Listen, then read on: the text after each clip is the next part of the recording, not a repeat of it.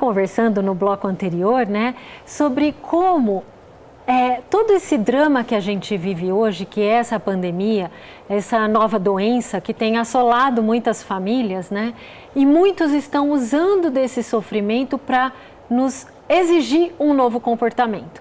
Então, para ficar bem claro para todo mundo, a gente não está aqui neste programa dizendo que a gente não tem que ter prudência em relação a essa doença e ter, sim, algumas medidas de prevenção. É óbvio que a gente precisa ter, né? A gente sabe que muitos perderam seus entes queridos, muitos não chegaram a perder, mas tiveram pessoas queridas doentes e viveram um drama. A gente sabe que isso é real e é verdadeiro, mas o que a gente quer denunciar é justamente essa crueldade, essa maldade que muitos estão tendo, né? E principalmente aqueles que querem esse novo normal, esse novo governo mundial, né? Estão usando do nosso sofrimento, usando do nosso medo, do nosso pânico, muitas vezes, para avançar numa agenda, para avançar num controle de comportamento e neste adestramento das nossas vidas, como o padre falou no primeiro bloco. Se você perdeu, volta lá no nosso site para assistir, porque já foi muito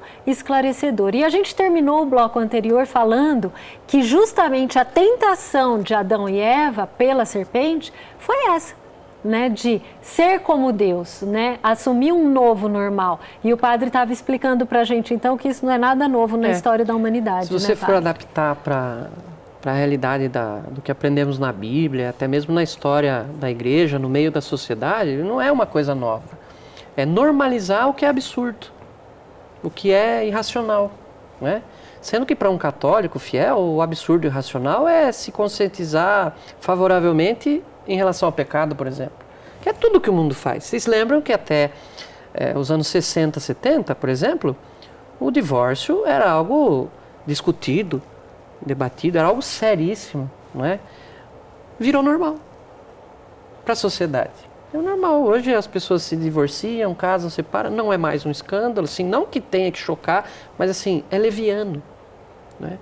Em relação a outras pautas também que são importantes para a igreja. O aborto, tratado, portanto, isso aí, com tanta normalidade, esse absurdo, né? E ainda veio o mundo dizer para a igreja que nós não temos o direito de defender a vida, porque o Estado é laico, a igreja que não se meta. E querem que a gente aceite isso como normal, não é?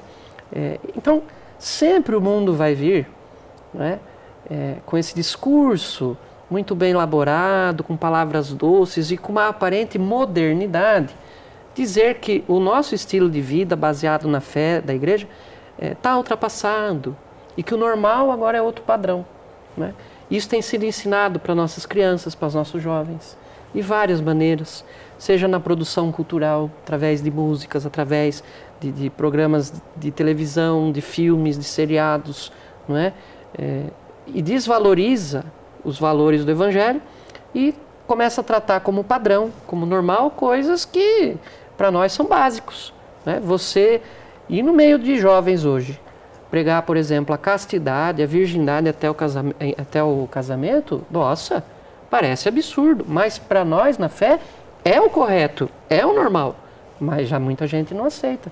E infelizmente, até algumas pessoas de dentro das nossas comunidades que veem como normal. Não tem problema isso, né, padre? Tem todos os problemas, né?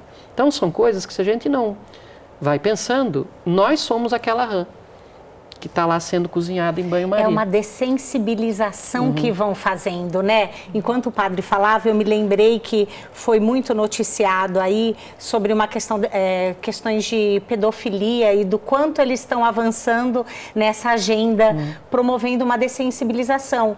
Isso vem de lá de trás, né? Então a gente vê com a pauta do feminismo, com a pauta do divórcio, pílulas anticoncepcionais, fertilização. Então eles vão fazendo devagarzinho. Hoje pode ser comum, mas normal não é, porque normal é o que o nosso Senhor sonhou para nós desde toda a eternidade. Isso é o normal. Hoje o que nós vemos são situações comuns, mas que não são normais, e é por isso que a humanidade parece que tenta se apegar, né, Isa, em qualquer tábua de salvação. Então a gente pede para o Estado para que ele nos salve, não é? Para que ele nos resgate, porque para mim é assustador. o quanto nós entregamos as nossas liberdades civis nessa pandemia. Entregamos, por favor, Estado. Só garanta a minha vida. É isso que você está falando, Tó? Cuida de mim, né? Por favor, cuida de mim. Como assim? E eles colocam nessa mentalidade desse novo normal o Estado no lugar de Deus. Isso. O Estado proverá tudo. E a gente sabe que não é assim. Né? É só a gente ver os escândalos de corrupção em cima disso. Que estão começando a aparecer. Me perguntaram esses tempos atrás, numa outra entrevista, se essas pessoas que abusaram da corrupção com essas verbas da pandemia iam para o inferno. Eu falei 3 vezes. Porque é demais, gente. Nem numa pandemia, a nossa sociedade, infelizmente, é tão corrupta que nem no meio de uma crise global o pessoal para de pensar em roubar. Isso está sendo provado, não é o padre que está falando nada. Está no noticiário todos os dias. Um monte de gente presa e sendo processada. Vamos ver no que dá. Né? Esse novo normal, ele interfere em tudo. Na vida da igreja, na vida das famílias, na economia, na política. É realmente assim, um instrumento muito eficaz para controle, para testar o limite de servidão das pessoas. Então, em troca de uma pretensa segurança, eu abro mão das minhas liberdades. Isso. O que é vida sem liberdade? Não é nada. São técnicas de engenharia social, eu abro padre? mão da minha fé para ter comida que o governo dá? Será que a coisa pode chegar assim um dia? Eu creio que não, porque nós temos no Brasil uma mãe rainha que manda aqui no nosso Brasil. Muita desgraça não chega aqui no Brasil por causa desta senhora. Né? Então, eu sou muito otimista quanto a isso, mas o povo precisa abrir o olho. Se o brasileiro for esperto para a política, para esses discursos que andam por aí, como é esperto para outras coisas, a gente não se deixa dominar. Tem aquela literatura também muito boa, Discurso da Servidão Voluntária, do Etienne de La Boétie. Ele vai ensinando como, se a gente não tomar cuidado, a gente vai acostumando sempre com aquela coisa da servidão. Gente, não tem problema nenhum ser escravo, contanto que seja de Deus e da Virgem Maria. Agora, ter um espírito de escravidão perante os poderes do mundo, isso vai contra até com o espírito do Evangelho. Jesus não se dobrou aos poderes do mundo. Ele combateu, denunciou, também foi profeta naquele tempo de denunciar o que havia errado. Dai a Deus o que é de Deus, a César o que é de César. O problema é que se você der mais para Deus, Ele vai te dar mais bênçãos. Se você ficar dando muito e demais para César, Ele vai te tirar até o pouco que te sobrar. E é isso que a gente vê que já acontece no mundo. Não é novidade nenhuma, é só olhar para o lado de lá. É só você olhar para a China, Coreia do Norte, aqui mais perto, Cuba. Já é isso. Falta liberdade, falta você poder viver a sua vida em plenitude, até mesmo a prática da fé.